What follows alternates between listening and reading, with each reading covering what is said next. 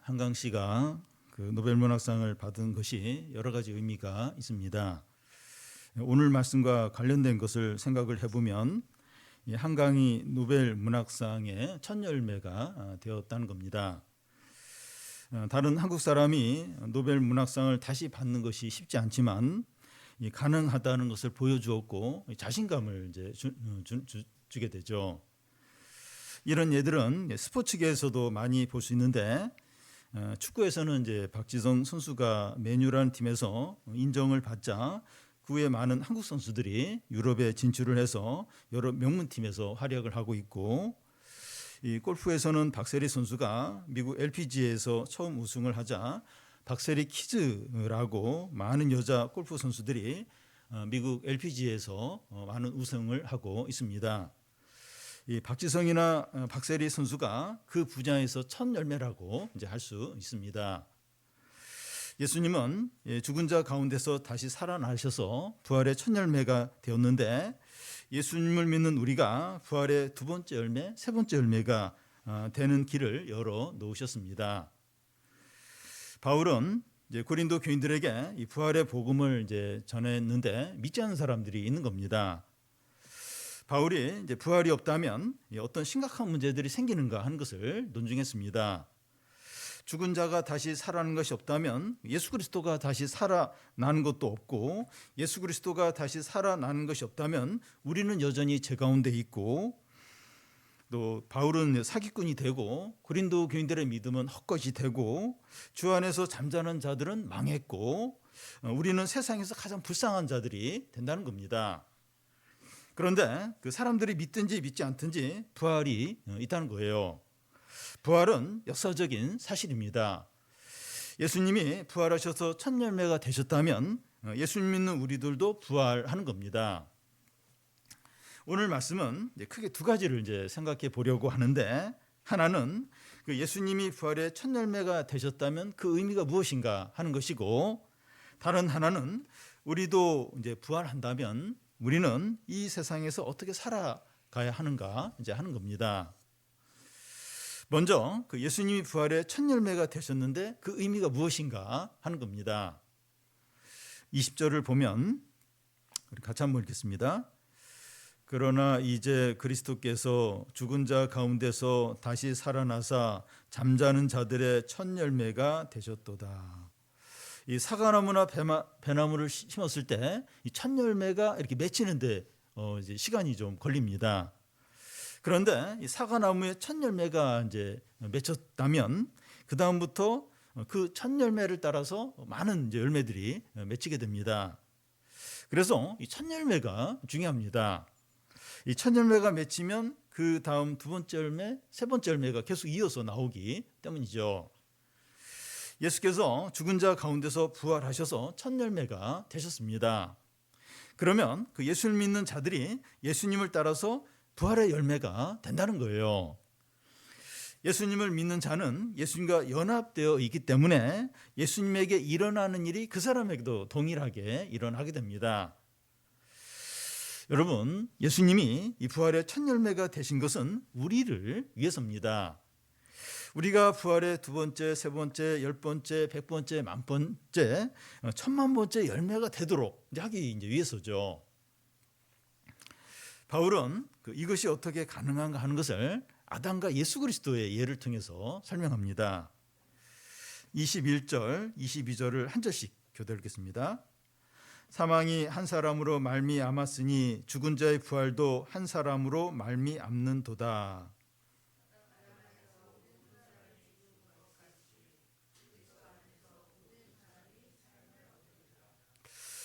여러분, 그 하나님이 사람을 처음 창조하실 때 영원히 살도록 하였습니다. 이 최초의 인류에게 죽음이 없었어요. 그런데 하나님께서 아담과 하와에게 에덴 동산 중앙에 있는 선악과를 따먹으면 죽는다고 했습니다. 그런데 최초의 사람 아담이 하나님의 말씀을 어기고 선악과를 따먹음으로 죽음에 이르게 되었습니다. 그런데 모든 사람이 아담 안에 있고 아담의 후손이에요. 모든 사람이 아담처럼 죄를 지었습니다. 그래서 모든 사람이 죽게 됩니다.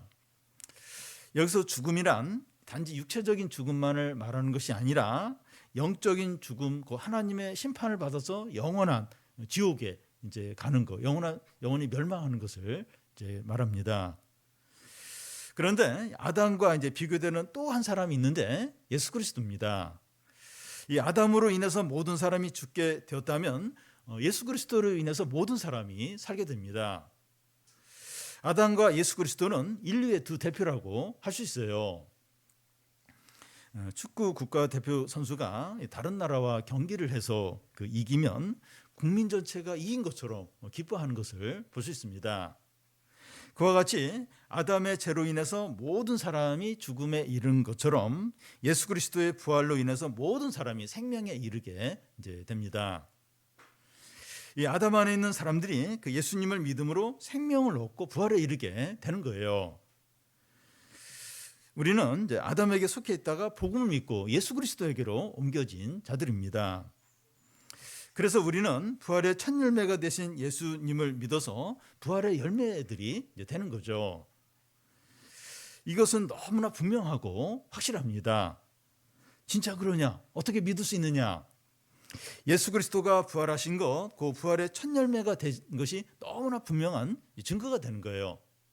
우리에게 우리가 부활이 된다. 이거 어떻게 믿느냐? 그러니까 예수님이 부활하셨고 부활의 첫 열매가 되신 이게 우리가 이제 부활할 거다. 그거에 너무나 분명한 증거가 이제 됩니다. 그러면 우리가 부활한 것이 너무나 분명한데 어떤 몸을 가지느냐 하는 겁니다. 현재 외모와 건강 상태를 그대로 이제 갖느냐 아니면 다른 몸을 가지느냐 하는 겁니다.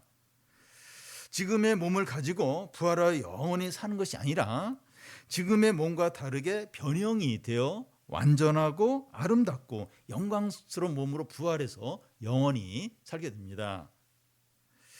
그런 몸이 어떤 몸인지 부활하신 예수님의 몸을 통해서 알 수가 있는데 제자들은 부활하신 예수님을 처음에는 잘 못 알아봤어요. 예수님이 좀 변형이 되셨기 때문이라 그런데요. 또 제자들이 문을 이렇게 잠궈놓고 이렇게 안에 들어가 있는데 그냥 문을 통과해서 예수님이 들어오셨습니다. 막 제자들이 막 이렇게 약간 놀래니까 생선을 달라고 해서 생선을 주니까 생선을 먹어요. 예수님은 유령처럼 환영이 아니라 실제로 몸을 갖고 계신 겁니다. 그런데 지금 우리의 몸과 다르게 변형된 영광스러운 그런 어떤 몸을 갖고 계신 거죠. 여러분 우리는 현재 자신의 외모에 대해서 불만이 있을 수 있고 질병 가운데 있을 수 있고 또 장애를 가지고 있을 수 있습니다. 요즘 이제 관리를 하지 않는 사람이 없을 정도로 외모나 건강에 대해서 많은 관심을 사람들이 갖고 있습니다. 운동도 열심히 하고 이제 먹는 것으로도 이렇게 관리를 하고 또 약도 이제 먹습니다. 덴마크 제약회사에서 나온 기적의 다이어트 약이 이제 지난달 국내에서 이제 시판되기 시작했는데 많은 사람들이 그 약을 이제 구입하려고 그렇게 합니다. 사람들은 외모나 건강에 엄청난 관심을 갖고 신경을 많이 씁니다. 그런데 우리가 부활할 때는 지금처럼 이 불완전하고 부족한 몸이 아니라 완전하고 너무나 아름답고 영광스러운 몸을 가진다는 거예요.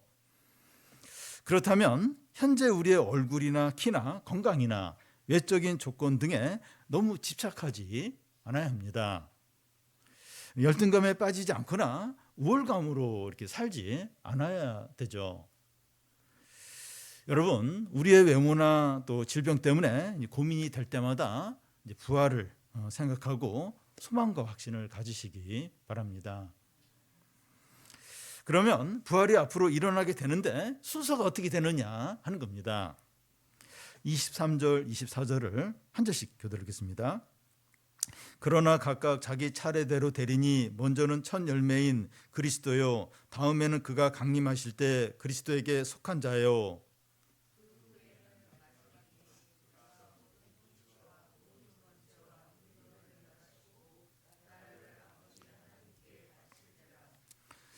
부활의 순서는 그 예수 그리스도가 부활의 첫 열매가 되고 이 그리스도 안에 있는 자들이 부활하게 되고, 세 번째는 이 그리스도 밖에 있는 모든 사람들이 부활하게 됩니다. 이 신자든지 불신자든지 그 예수님이 재림하실 때 모든 사람은 부활을 하게 됩니다. 세상에 태어나서 단 1초라도 산 사람은 다 부활해서 예수님 앞에 서게 됩니다. 우리가 신자이기 때문에 이 신자의 부활을 이제 조금 더 이제 살펴보면, 예수께서 재림하실 때 신자들 가운데 이미 죽어서 무덤 안에 있는 자들이 있고 살아있는 신자들이 있을 겁니다. 그런데 이 무덤에 있는 자들이 먼저 부활을 하고 그 다음에 살아있는 신자들이 부활한다는 겁니다. 보통 이제 세상에서는 이 사람이 죽으면 그 잊어버려요. 소홀히 이제 합니다. 살아있을 때는 그 아무리 훌륭한 사람이었더라도 그가 죽고 세월이 흐르면 다 잊어버려요.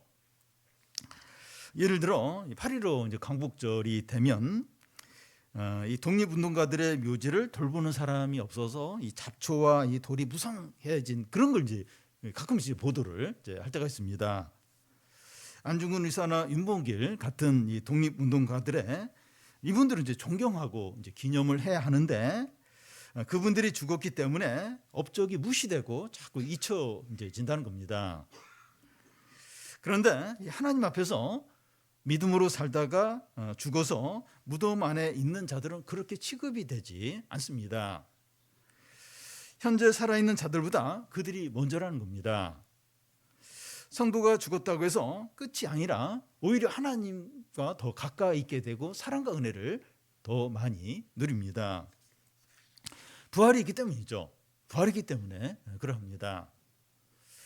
예수님이 재림하실 때 무덤에 있던 성도가 먼저 부활을 하고 그 다음에 살아있는 성도들이 부활하여서 하나님과 예수 그리스도를 직접 보면서 교제하고 영원히 함께 살게 됩니다. 그러면 예수님이 재림하실 때 그리스도 밖에 있는 자들은 어떻게 됩니까? 불신자들은 어떻게 이제 되는 거죠? 그들은 다 이제 몸으로 부활해서 심판을 받게 됩니다.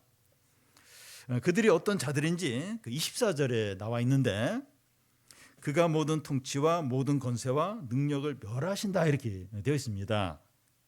여기 모든 통치와 모든 권세와 능력은 이 하나님을 대적했던 사단의 세력과 세상의 통치자들과 그를 따르는 모든 사람을 이제 가리킵니다. 그런데 하나님께서 사단과 세상의 통치자들과 그를 따르는 그 자들을 멸하신다는 거예요.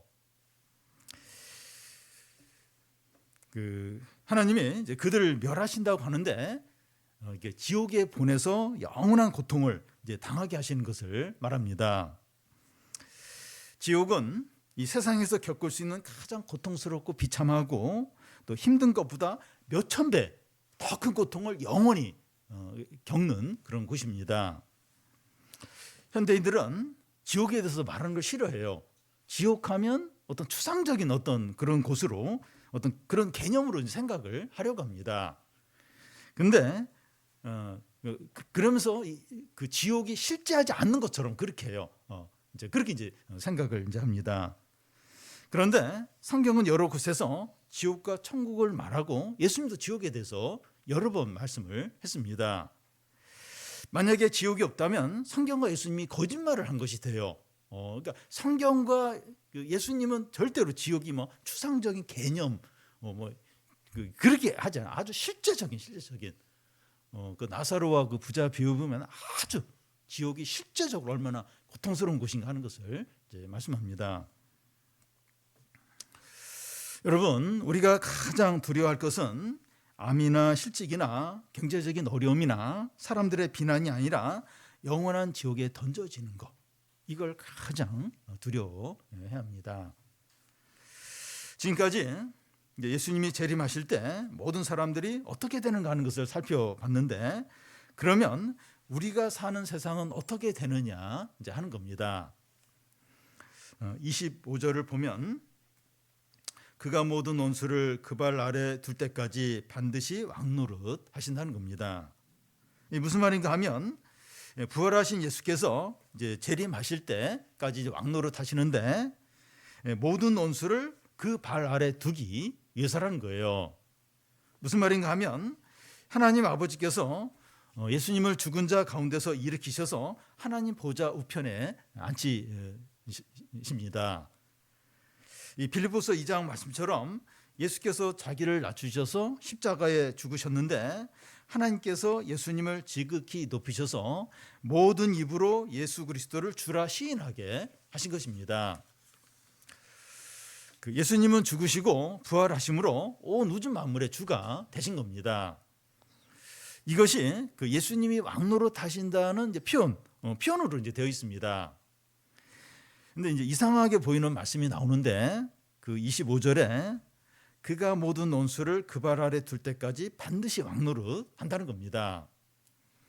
예수 그리스도가 주가 되어서 온 세상을 다스리는데 반항하는 그 원수의 무리가 이제 있다는 겁니다.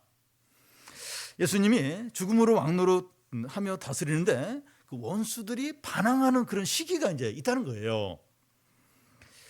그런데 원수들이 언제까지 이제 언제까지나 반항을 하는 것이 아니라 예수께서 재림하실 때까지, 그때까지 이제 반항을 이제 하게 됩니다. 그때가 되면 세상 만물이 예수 그리스도에게 완전히 복종하게 됩니다. 27절 앞에 만물이 그의 발 아래 두셨다 하는 말이 그걸 얘기하는 거예요. 그걸 말하는 겁니다. 이 말씀을 이렇게 한번 정리를 해보면 두 시기가 이제 있다는 거예요. 한 시기는 예수 그리스도가 죽음에서 부활하셔서 온 세상 만물의 주가 되셔서 왕노릇하는 시기입니다. 그런데 그 시기에 사단의 장단들이 남아서 예수 그리스도에게 대항하고 교회를 핍박하고 성도들을 괴롭히는 거예요. 이제 우리가 사는 시대가 지금 이 시대입니다. 그런데 다른 한 시기가 있는데 예수께서 재림하심으로 구원이 완성이 되고 심판이 완전하게 이루어지는 겁니다. 그러니까 두 시기. 예수께서 죽음에서 부활하셔서 온 세상에 주가 되어서 왕노릇하며 다스리는데 이 사단의 장당들이 남아서 막 이렇게 대항하는 거예요. 교회를 핍박하는 그런 시기. 지금 우리가 사는 이 시기가 있고 또 다른 시기가 있는데 예수님이 재림하시는 거예요. 그래서 구원이 완성되는, 심판이 완전히 이루어지는 그런 두 시기가 있다는 겁니다. 좀 더 이해를 돕기 위해서 예를 좀 들겠는데요. 제2차 세계대전을 생각해 보면 연합군이 노르망디 해안에 상륙을 하면서 이 독일군에 대해서 연합군의 승리가 확실해졌습니다. 그런데 그것으로 전쟁이 끝나지 않았고 1년에 걸쳐서 연합군은 유럽 전체에 흩어져 있던 이 독일군 장단을 없애는 그런 전투를 계속해야 했습니다. 그런 후에 이제 세계대전이 이제 연합군의 승리로 완전히 이제 끝나게 이제 된 거죠. 이 두 시기에 비추어서 기독교 역사를 이렇게 보면 우리가 사는 시대는 예수 그리스도가 죽음에서 부활하셔서 온 세상 만물의 주가 되어서 왕노릇하는 이제 시대입니다. 이 시대는 부흥과 성령의 역사들이 있고 영혼의 추수가 있는 시대입니다. 근데 동시에 사단의 장당들이 교회를 핍박하고 또 성도들을 괴롭히고 성도들에게는 가난이 있고 질병이 있고 고난이 있는 거예요. 불완전하고 부족하고 약합니다. 그런데 이게 전부가 아니고 새로운 시대가 이제 옵니다. 주님이 재림하실 때가 곧 가까이 오는 거예요. 구원이 완성될 때가 이제 오는 겁니다. 완전하고 충만하고 강하고 영광스러운 때가 이제 오는 겁니다. 우리가 예수님처럼 부활의 몸을 가질 때가 이제 오는 거죠.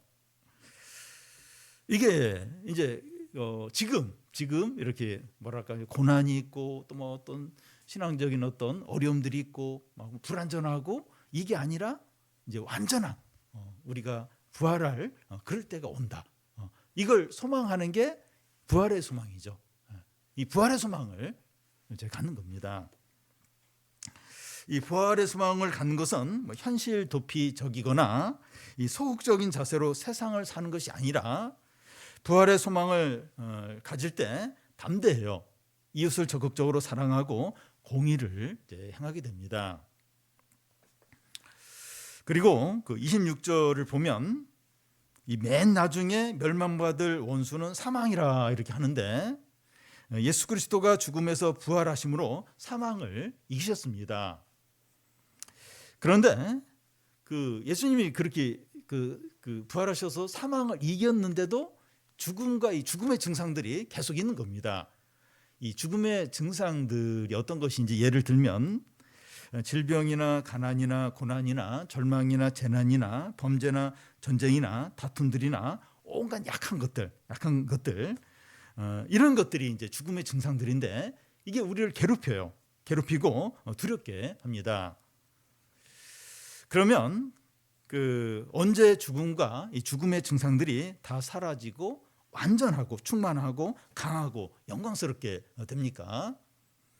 예수 그리스도가 재림하실 때입니다. 그러면 예수님이 재림하실 때까지는 우리가 우울하고 불안하게 살아야 됩니까? 그렇지 않죠. 예수님이 죽으시고 부활하심으로 세상과 죽음과 사단과 죄를 이기셨기 때문에 우리는 부활의 신앙을 가지고 생명과 능력과 기쁨과 구원의 삶을 사는 겁니다.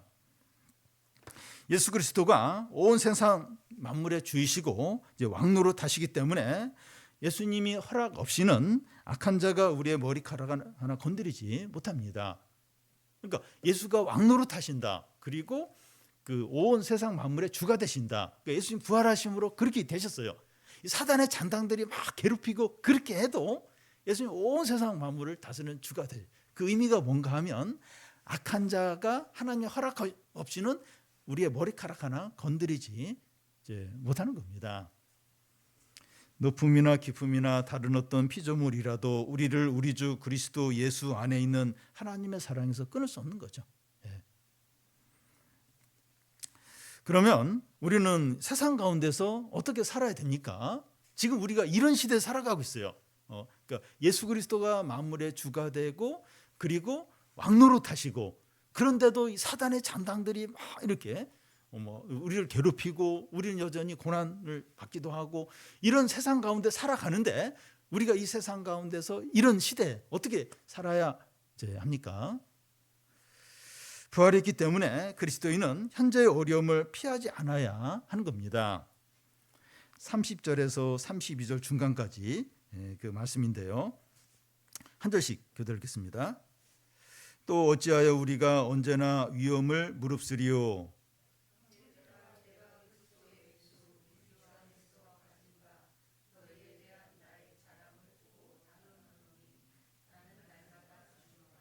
내가 사람의 방법으로 에베소에서 맹수와 더불어 싸웠다면 내게 무슨 유익이 있으리요? 바울 일행은 언제나 위험을 무릅썼다고 말하고 있습니다. 바울이 어떤 위험을 당했는지 이 고린도후서 11장에 나오는데, 옥에 갇히기도 많이 하고 수없이 맞고 여러 번 죽을 뻔하고 40에 하나 감한매를 5번이나 맞았고 3번 태장으로 맞고 1번은 돌에 맞고 3번 파선하고 일주야를 깊은 바다에 지내고 여러 번 여행하며 강의 위험과 강도의 위험과 동족의 위험과 이방인의 위험과 광야의 위험과 바다의 위험과 거지 형제의 위험을 당하며 여러 번 자지 못하고 줄이고 목마르고 여러 번 굶고 춥고 헐벗었다는 겁니다. 바울은 항상 이런 위험들을 당했지만 이 부활을 믿었기 때문에 견뎠다는 거예요. 이 모든 이 고통들, 환난들, 이 고난들을 이 부활이 있기 때문에 다 견뎠다는 겁니다. 또 바울은 내가 날마다 죽노라 이렇게 말합니다.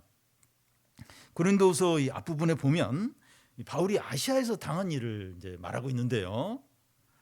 힘에 겹도록 심한 고난을 당하여 살 소망까지 끊어지고 우리 자신이 사형 선고를 받은 줄 알았다는 겁니다. 바울은 이 세상 사람들로부터 만물의 찌꺼기 같이 여겨졌고 죽은 자 같았다는 겁니다.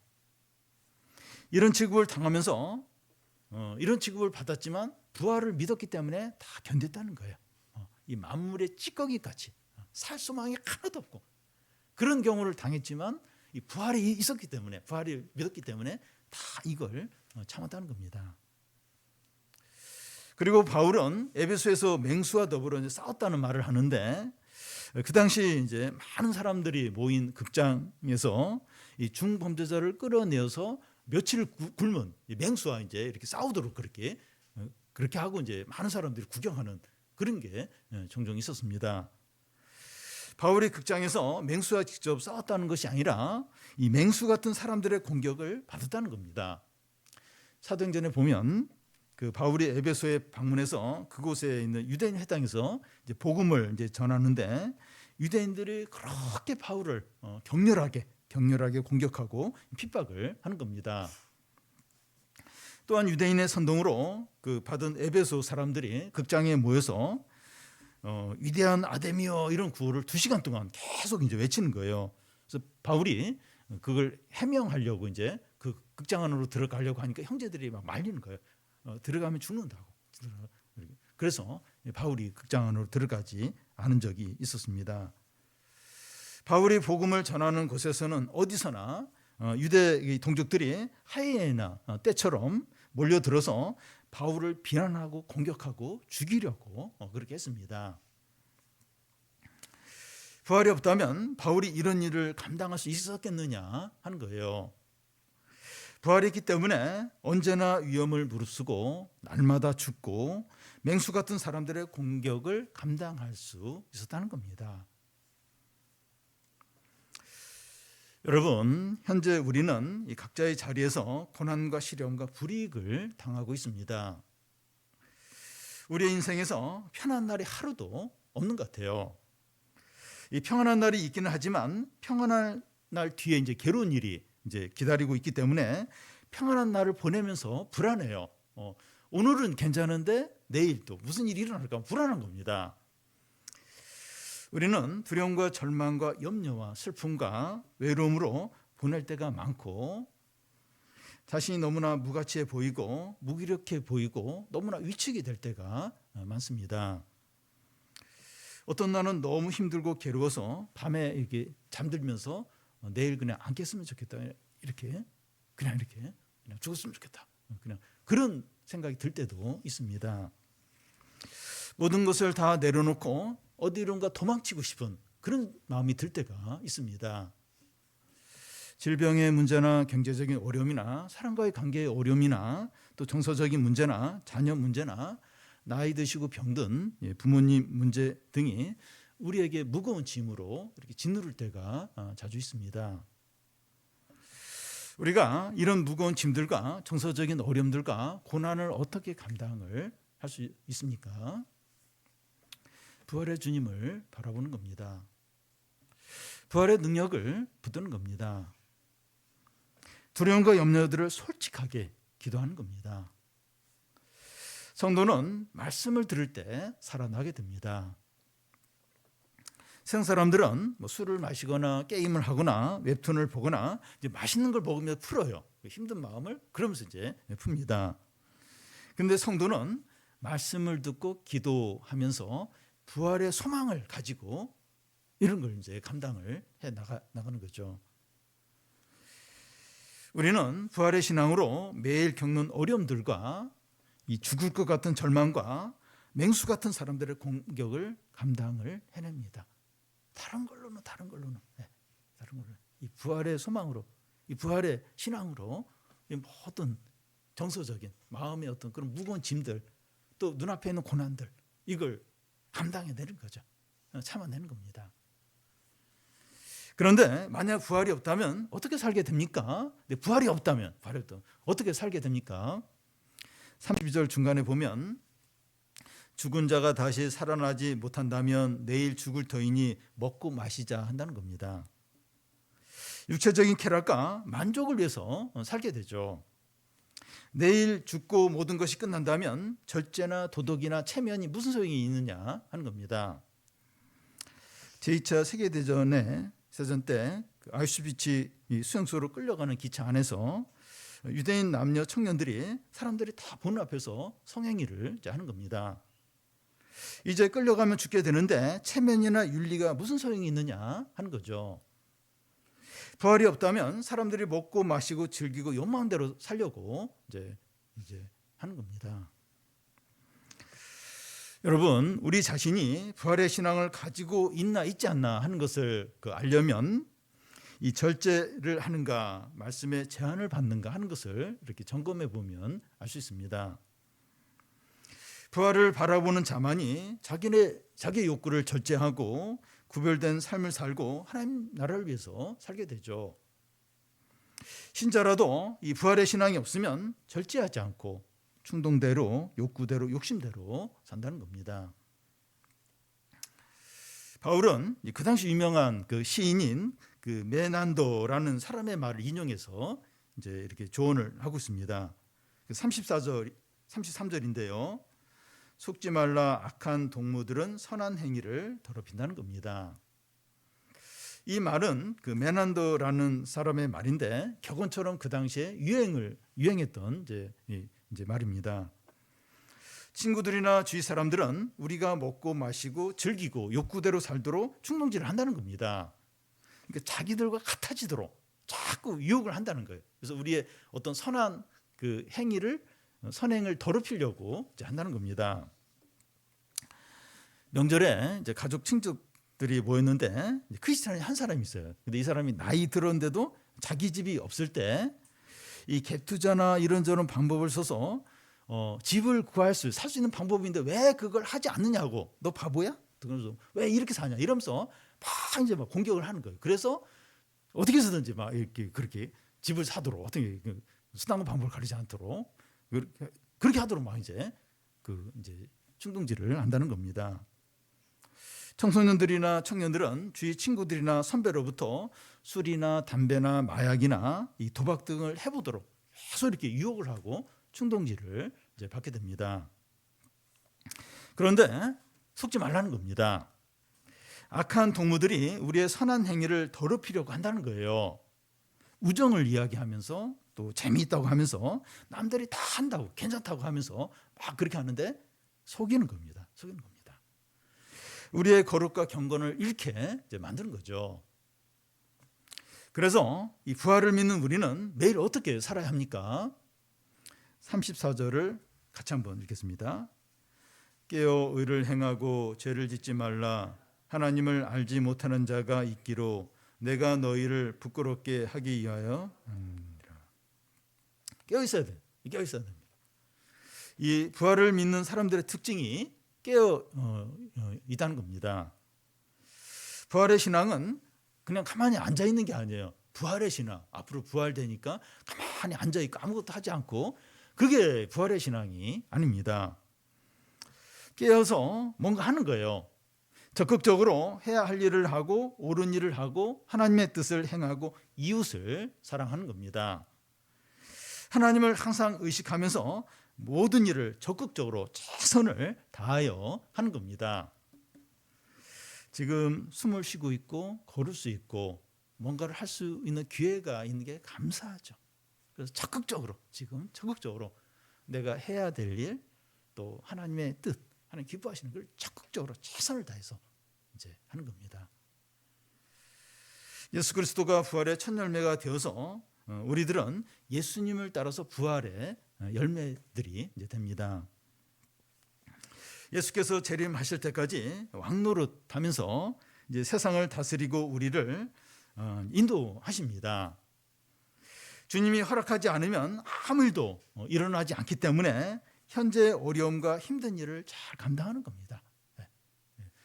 어떻게 보면 우리에게 어떤 고난들, 힘든 일이 있는데 하나님이 허락을 하신 거예요. 그래서 우리가 끝까지 어떤 어려움이라도 인내를 하는 겁니다. 인내하는 겁니다. 우리 모든 성도들이 부활의 신앙을 붙들어서 항상 깨어있고 절제하고 하나님의 영광을 위해서 사는 성도들이 다 되시기 바랍니다.